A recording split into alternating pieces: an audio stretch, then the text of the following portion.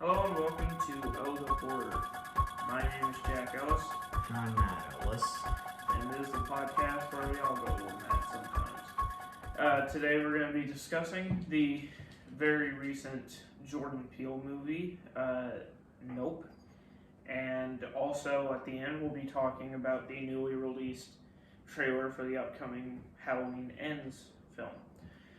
Now, for some background, this film is directed by Jordan Peele, who is most famous for his comedy sketch show where he stars opposite Michael Key in Key and Peele, but recently has started making various horror movies that do kind of touch on societal issues. His first one was Get Out, which I actually really enjoyed. I thought it was a very well made movie, and it really shows his filmmaking talents. And then he made Us, which I actually haven't seen in like a couple of years, so I'm kind of fuzzy on that one. But yeah, and this movie is about an alien invasion. And do you want to talk about his other films before we get into the new one? Well, Hold on a second. Are we good? Yeah, sorry about that. Continue. Okay, well, the only other Jordan Peele movie I've seen is Us, which I saw just yesterday, actually, and I didn't even really fully get it. It was about this girl who wanders off from her parents at a fair and goes into this hall of mirrors, and there she sees her reflection, but her reflection is actually facing the same way she is, but then it turns around and actually grabs her, and I guess the better word is abduct, because it brings her into another dimension where it has a bunch of people thinking they're living regular lives just like you and I, but they're living in what looks like just a giant locker room.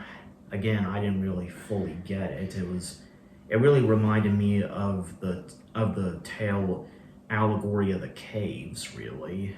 Yeah, thing about Jordan Peele's movies, and it's especially in the last two he's made, is they're very abstract at points, to the point of not even being able to be followed. Get Out was, you understood what it was trying to say at every single turn, and there was nothing that was really too confusing, but at some points its imagery was a little too on the nose for my taste.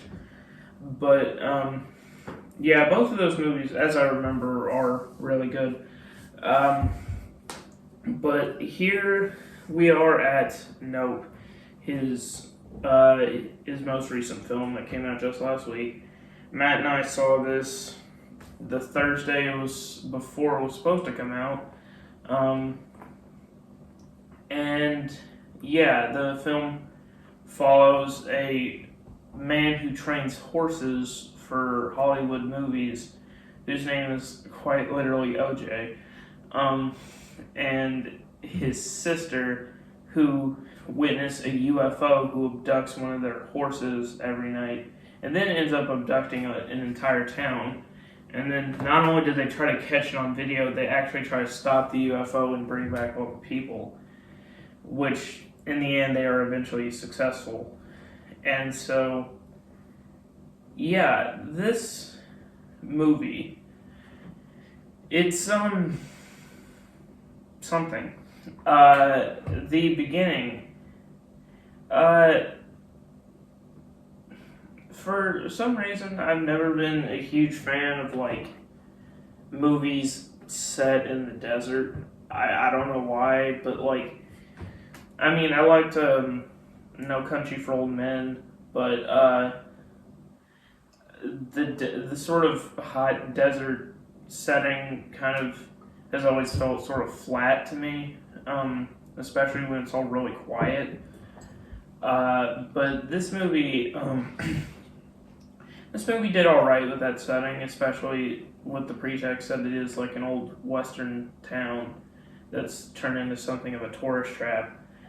And so, yes, one day, OJ's father, he becomes sick with an illness that I don't entirely remember. I know it's caused by said aliens, but yeah, and he ends up dying, and then it takes him like six.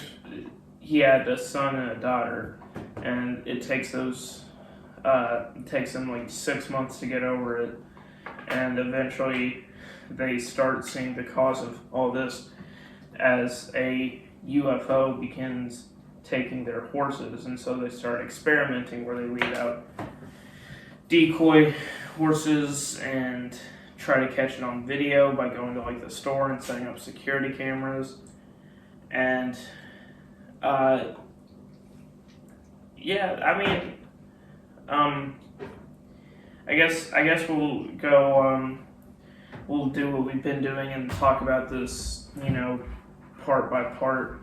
So, the beginning, I think, adds sort of a sense of dread, I guess, and sort of mystery about the nature and the motives of this unknown alien race, which is, I kind of consider similar to something like Independence Day, but not quite as extravagant. And you sort of start to wonder, why is it taking horses? How did it take this entire group of people? How did it do this? How did it do that? And you learn more about it as the story goes on. So what did you think of the first beginning couple of scenes? I thought the beginning of it was fine. The main character's father didn't actually die from a sickness caused by the aliens. It was caused by the aliens sometimes like to throw back debris that they abduct along with the people, and the guy's dad had like a key fall like it down and like slid him right down the face, and he just he died from that, and then his son took over the business, and his sister was brought into the occasion later. The main character and his sister are like polar opposites, really. It gets hard to believe they're related, but they are, and yeah, they end up meeting up with the guy who runs the carnival down the street. That, I mean, it's like a year-round carnival. It's like the only thing the city really has going for it. And the guy's played by the guy who played Glenn in The Walking Dead. Stephen Yen, I think, is his name. And yeah, he ends up actually getting abducted too. So yeah, and so later on, they do hire this one guy who works with the equivalent of the Geek Squad in this universe, to install cameras all over the place to try to catch this thing on video. And what they end up finding out is that the UFO is operating under cover of a cloud. This is the one part that I did not get. Well, it's not the one, but it certainly is a part I don't get. Because, I mean, why would an alien spaceship need camouflage? Like, I get that it'd be too obvious if it was just right up there in the sky, but like, why? What is it hiding from? I mean, it's an alien spaceship. Part of the thing that makes alien invasion movies so great and makes us think, if there is a race of aliens out there, if they ever did invade us, what would happen, is that aliens could be light years ahead of us in technology. And would we even be able to fight back against them? And so that sort of brings up the fact that, like, I mean, I guess it's just a cool concept, but I don't understand why an alien would need, to be disguised. But apart from that, there's a scene later on. Let's talk about the Stephen Yen character. It's revealed later in the movie. We get sort of flashes of this throughout the movie. A TV set with a monkey screeching, and the whole place is in disarray. And That was his. What was his character's name? I don't remember, but yeah, he was like on a sitcom or something as a child actor. Yeah, and they had a monkey one episode, and the monkey sort of ran a monkey. But I'm sorry, that was a terrible pun. But anyway, and he scratched everybody but the main character. And I mean, apart from it looking and being sort of a cool concept, I don't really understand what it had to do with the movie at large. But anyway, that man grows up to run the carnival, and what he actually does is makes a show, an attraction, if you will, out of the alien being spotted. And what he doesn't count on is the alien abducting 300 people. And so, like, once you get to that point, it's again pretty cool. I don't remember. I remember, like,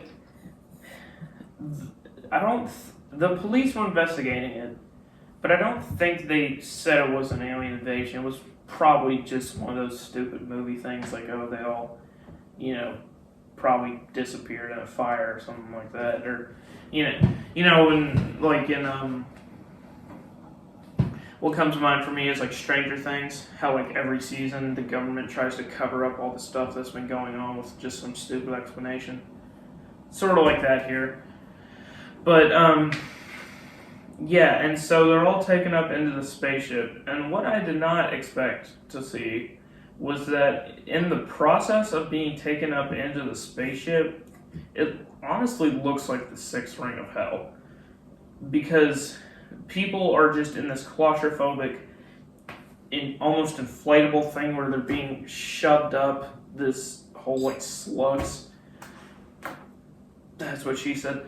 But, and, yeah, and they're all, like, screaming, and there's, like, babies crying, and it just looks awful. And that's one thing that I was not expecting from this movie. That honestly kind of got under my skin.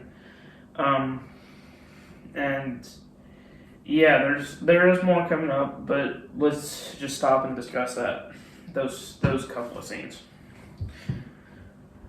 Well, I thought it was really weird. Like you said, they were stuck in this giant, like, slimy, dark blob where they, like, everyone was packed in like sardines. Nobody really knew where they were or what was going on.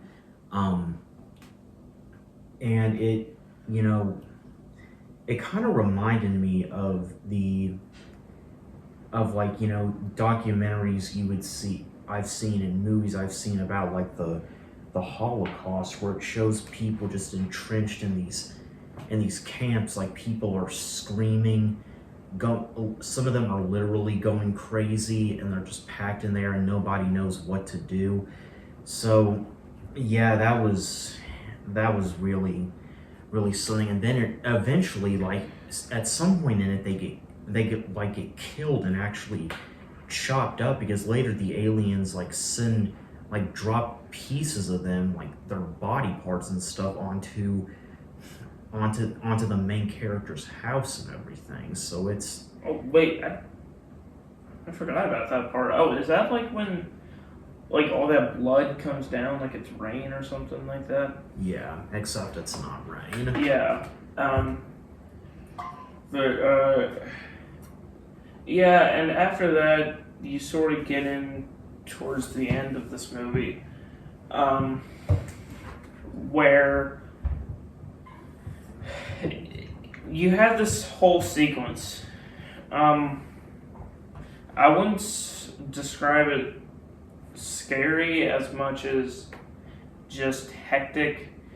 It's what we talked about previously about,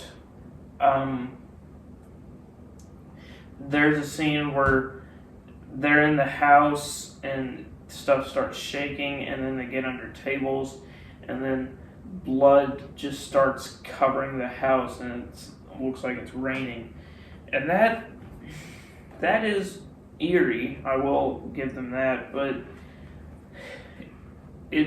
I just, the fact that I couldn't really put two and two together as far as, that this was supposed to be the blood of different bodies, it kind of leads me to believe how hard to follow this movie was. Just, at least for me, you guys at home could have just followed it perfectly, and I'm just stupid. But,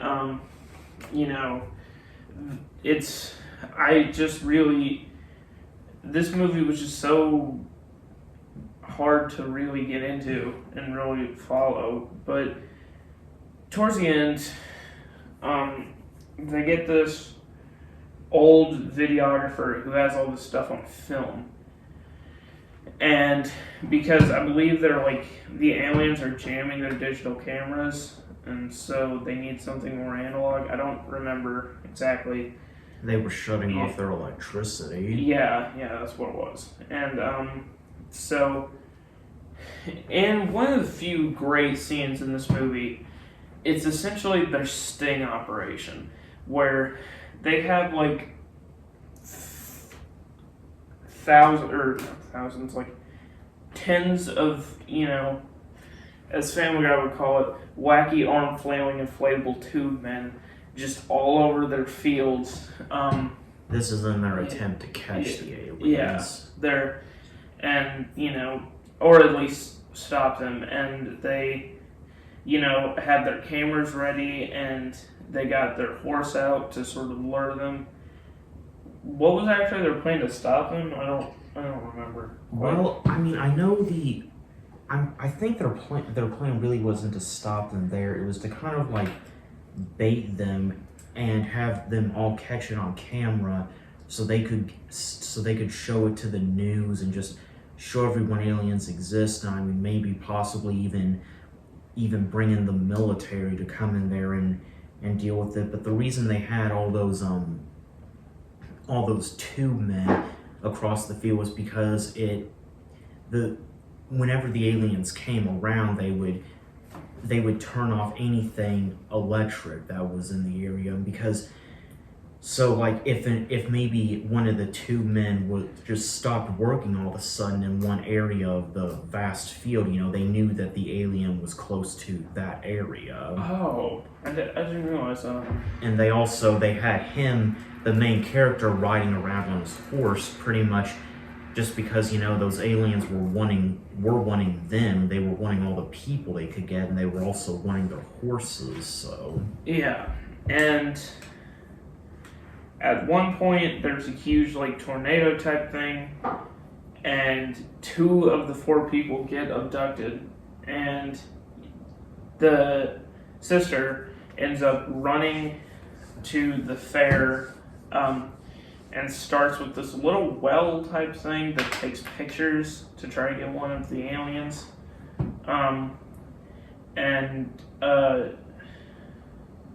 And so she gets a picture, and then since her brother got abducted, she tries to sort of jam the UFO. I'm kind of tongue-tied today, but she cuts the ropes of this giant cowboy balloon. I guess the best way to describe it, it's kind of like one of those Macy's Thanksgiving Day balloons. Yeah, but it's mainly for stores and stuff. If you go around at Christmas time, they'll usually have one of those for Santa or something on top of their buildings. And for some reason those things kind of creep me out, but not for the reasons you would think. It's sort of if those things get loose, they can just fly up into the sky and hit an airplane or something like that, or just fly all the way up into space. Those things are huge. But so she ends up untying one of those, and the UFO tries to abduct it, but it ends up getting jammed, causing the thing to, it crashes, right? Yeah, it explodes the thing. Yeah, and in the last great shot of this movie, from the dust and quite literally from the ashes of tragedy, OJ appears on his horse, and you hear like this Western music playing, and it cuts to black. I don't know if there was an after credit scene. I don't believe there was. And then when he's there, he's kind of looking at her like, you better have fucking gotten some of this on film. Yeah. Well, anyway, that was the best synopsis we could muster of Jordan Peele's newest film, Nope. So, yeah, overall consensus with you? I'd give it a 6 out of 10. Yeah, I believe that's what I would give it to. It's not a bad movie by any stretch of the imagination, and even at some points, it's a really good movie. But it's like a piece of artwork where you can't exactly understand what the artist was going for, but you can at least admire the beauty of it. So, yeah, now, did you end up watching the trailer for Halloween Ends? Yes, I did. Okay, so we'll do a small in-depth discussion. I don't know how long this episode has been. And so, yeah, I'll just start I guess of the two of us, I'm sort of the Halloween super fan. This trailer was definitely a trailer. The thing about it is it did not show a whole lot, but what it does show could be damning to the movie itself.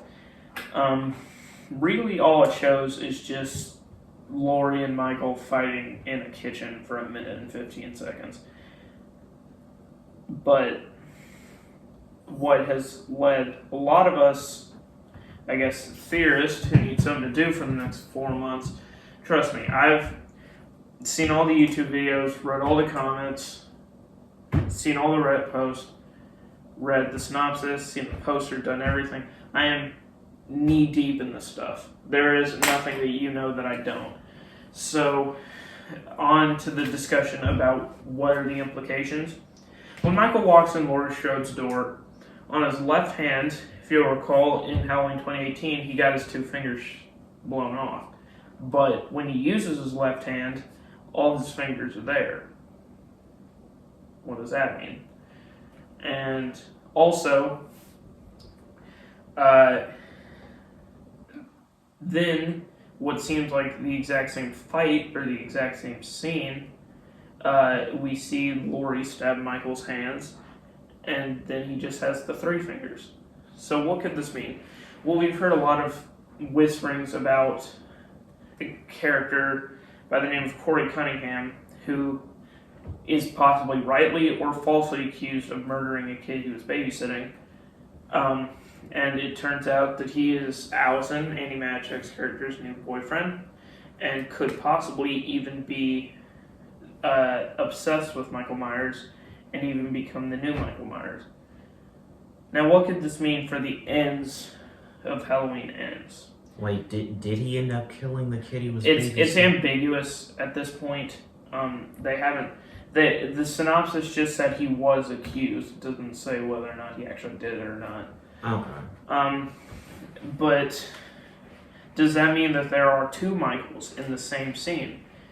I've heard theories from what if Michael dies but Corey ends up taking his place, or what if both Michael and Laurie and Corey dies, or what if Michael and Corey dies but Laurie lives? It's basically combinations of every single different thing, but I think the main consensus is there will be a copycat Michael Myers, and it will most likely be this Corey Cunningham character. So what is your opinion on the trailer itself and the possibility of a second Michael Myers? Well, I'd say the trailer itself was really just about what you would expect. It was pretty much mostly just Laurie fighting Michael, and that's kind of how the end of the last movie, Halloween Kills, had it set up to where it would be like in the last one it was the whole town versus Michael, but in this one it seems like it's gonna be just Laurie versus Michael. And yeah, I thought the trailer was okay. I mean, I didn't really think there was anything special about it. Also, sorry, I do commend them for not showing a lot, and this franchise has always had a problem with trailers getting leaked, and so the trailer did get leaked literally a couple hours before it was supposed to get released. But at least it wasn't like last time where it was leaked a whole 7 days before it was initially supposed to be released. But I also commend it for not showing too much of the movie, as both trailers before it have done. I've always not liked the fact that they showed the firefighter scene in the original Halloween Kills trailer, because that would have been cool to just see it outright in the theater. But I'm rambling. But for background, I don't know about you. I'm not one who really hated Halloween Kills. I thought parts of it were awesome, and I thought parts of it could have been better, and parts of it were actually kind of cringy. But overall, I thought it was a really good movie, and Halloween 18, I think, is unanimously a pretty good sequel for a lot of people. I don't know what your opinions on the last two are, but I'm sorry I sort of cut you off. So. Oh, that's okay. Yeah. So the trailer, I think it gives us a good idea of what's gonna happen. It's gonna be, Laurie versus Michael. Laurie is trying to end this thing once and for all, get some closure. Michael is really just trying to get her out of the way so he can keep doing what he does, and it's really gonna be something. This series has been going on for the past 50 years, so it's understandable that it's gonna end now. But like he said, I think it's too I doubt that any movie series this popular is going to really end anytime soon, like just once and for all. Like, I think that Corey guy, or somebody at least, is going to take on the role of Michael Myers if he does die in this. Like, I think they're gonna go so far as, like, the ending scene is gonna be whoever's gonna be Michael Myers' successor is going to actually take his mask off of him and put it on himself. Yeah. Something like that. I mean, even if this does have a definitive ending, and, everybody in Haddonfield is dead and it's the complete ending, Ruz Bordeaux style, they're probably just gonna end up rebooting it anyway. This franchise, it's cursed with a pattern that they alter a timeline, they bring it back for one last ride. That one last ride ends up making a lot of money. They have to retcon that to make another movie that ends up sucking, so on and so forth. And I really do think that the directors are doing a good job, if a little bit self-indulgent at points. And even if there is some copycat Michael Myers and this whole thing turns into Scream or whatever, I'm at least along for the ride because I think they have done a good job. But we'll see in October. Probably before the release of the movie, we'll do a full-on episode about Halloween 2018 and Halloween Kills. But for now, this is just all we're going to do. And then we'll probably, after the film comes out, do an episode on Halloween Ends. We might invite a couple of friends to talk about it with us. But for now, nope, we both gave it 6 out of 10. And we'll be waiting for Halloween Ends to do an episode on that. But for now, I'm Jack Ellis. And I'm Matt Ellis. And this has been Oh the Horror. We'll see you next time.